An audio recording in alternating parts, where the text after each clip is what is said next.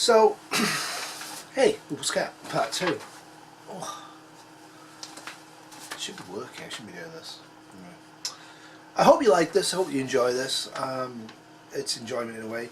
What do you need to do? Well, you need to stop smoking, you need to lose weight, you need to increase exercise, you need to stop eating processed meat, specifically bacon and hams and stuff like that, because it's killing you. And you need to have zero alcohol to very little alcohol. Just by doing that, you'll have a 66% chance less of getting cancer. So in a nuclear war, your cancer rate's going to rise. So if you can mitigate the actual bad things you're doing now to prepare your body to be more healthy, to prevent cancer cells formation, and cancer cells spread, because cancer's in everybody all the time, that's something you might want to think about. Currently, about 2% of cancers are caused by ultraviolet radiation of the sun, and I guess tanning beds to some degree, and ionizing radiation, which is background radiation. The background radiation is going to increase. What is known is if you increase the amount of calories you get from plants, you decrease your cancer risk. Consider that. Okay, so the bomb's gone off, you're in your shelter, you actually have adequate food and water, and you know how to do with the sanitation, and you know how to protect yourself down there, and you know how to not go mental. And yeah, so you're thinking, well, what am I going to do? Okay. Things you do not do. Do not do. You do not want to take charcoal.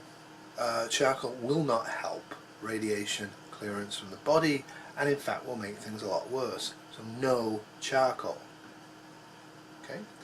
If you live in the south of the United States, you might want to stock up on a vitamin called niacin.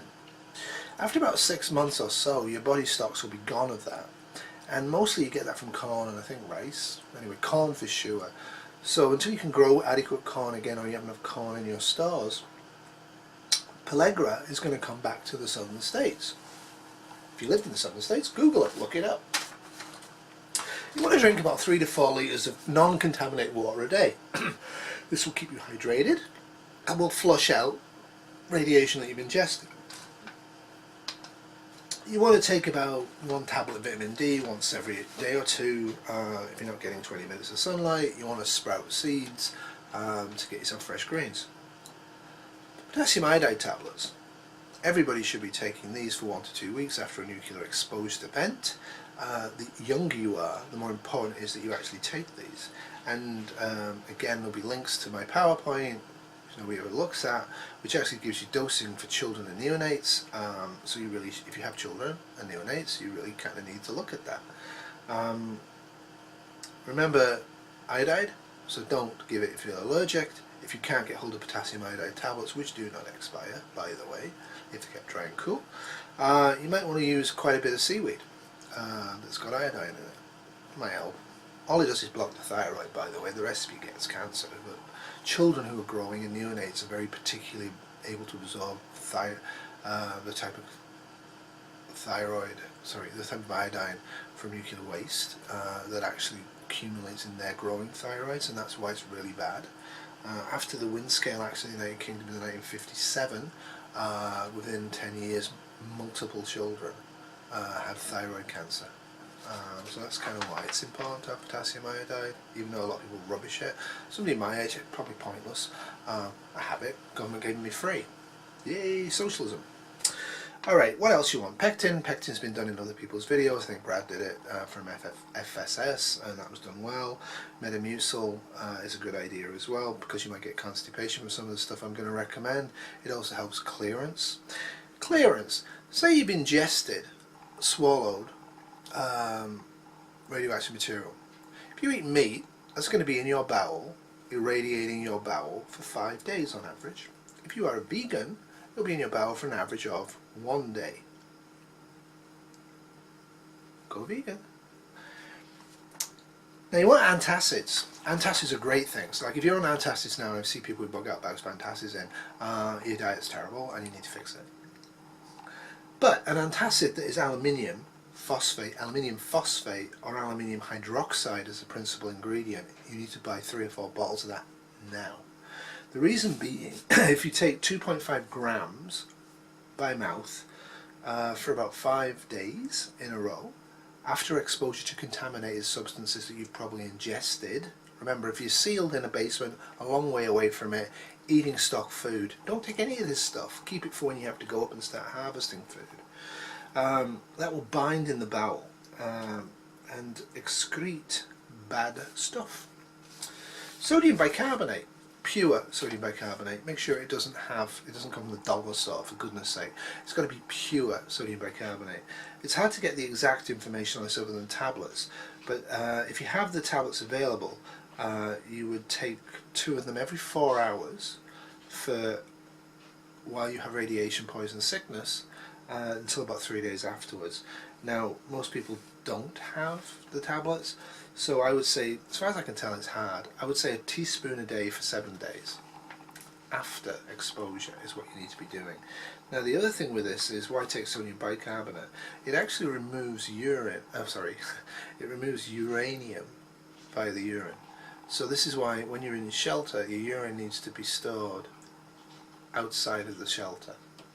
So bucket for the day, then dump it. The same with the poop. If you're ingesting anything from external, your poop and urine is deemed to be contaminated. Think about that. Make sure you can, if you're not eating just stored food and stored water, you need to remove that stuff from the shelter frequently. Once a day, I would say, because you're risking yourself going outside. Vitamin D we talked about a little bit. Calcium iodide we talked about. What else can you take? Well, it's interesting what you can get if you look for this stuff. You can get barium sulfate. It's hard to get, but if you know anybody who works in radiology labs or anything like that, they can get you little packets of it. Basically, you only need 300 milligrams of it once. If you get indigestion, then you need another one. So you only need a couple of these little packets of it, and you can get that if you're canny about it.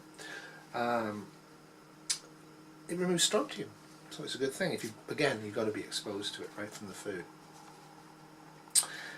It will cause severe constipation, hence the Metamucil, apart from getting stuff out of the bowel quicker rather than hanging out there. Metamucil is a good thing to have, and it's fairly cheap. Prussian blue. Prussian blue you can get, and you probably should get. It will make you poop blue, and it will cause quite severe constipation. You want to take 3 grams of that once a day for a minimum of 30 days if you feel you've been exposed to radioactive cesium, thallium, or thorium. You must add a high potassium diet to that. So in our case, in the shelter, you probably want to have potassium tablets, not potassium iodide, but potassium chloride tablets. You need some sort of fake salt as a good way of getting increased potassium. Now, how are you going to decide what you're going to do here? If you vomit within 2 hours, you'll probably die from exposure. If you vomit within 1 hour of exposure, death is utterly certain. If you vomit within 2 hours, after 2 hours, but within 24 hours, treat with the medications I suggested, treat with water, treat with rest, hope the person's going to be okay. If you don't have any vomiting for the first 24 hours, you're probably okay. Do expect nausea. Nausea is something you want to expect. Now, I'll link this Prepper Journal article as well, because I did this one. Basically, you're not out of the waters for about 60 days. So you can read that and look at that and think about that. Nuclear winter is something you want to be thinking about. You want to be thinking about food stores, you want to be thinking about where you're going to be. So you want the big 3, you want distance from the blast zone and from the fallout areas. You want to have a barrier between you and them, and you want to keep that barrier in place with the distance for as maximum time possible. And strolling around in a nuclear wasteland wearing an NBC mask is probably a ridiculous idea. There's enough suggestions that after 3 months, most places, the rainwater will be non-contaminated. Now, if it's dusty and blowing and the water is actually picking up dust, it may well be very contaminated. So consider where you're getting your water from, how much you need to store. Don't live in fear. But don't do the opposite, which people seem to be doing, which is like, well, I'm going to die anyway, I'm not going to prepare for it. Now, have a plan to euthanize your pets, have a plan to euthanize yourself and your loved ones. If you do get nausea within an hour or so of radiation affecting you, it can take 3 weeks or more to die. Your bowel sloughs off, your skin sloughs off. It's incredibly painful. In most situations where a nuclear bomb has occurred, other than one bomb, one industrial accident, you probably are not going to get any treatment. And treatment probably won't keep you alive. And it probably won't even really work very well for pain. Anyway, that was a cheerful thought, wasn't it? Anyway, au revoir, stay safe, don't glow.